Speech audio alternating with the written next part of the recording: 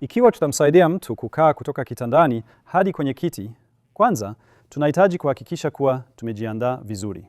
Kiti kinahitaji kuwa na urefu unaofaa ili mtu aweze kusimama kutoka kwenye kiti mara baada ya kukaa kwa muda wa kutosha. Pia, kiti kinapaswa kuwekwa mahali ambapo ni rahisi kwa mtu kufikia.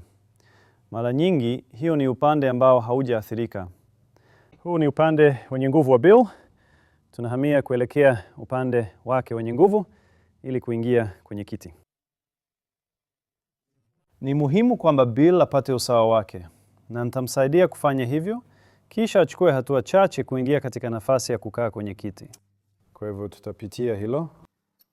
Bill atatumia lever ya kitanda hapo kumsaidia na usawa wake. Nitasaidia kushikilia mkono wake na kusaidia kuweka usawa wake upande huu. Tutatembea kwa upole. Hivyo ndivyo Bill. Kisha fikia mkono wa kiti unapojisikia vizuri. Hivyo ndivyo.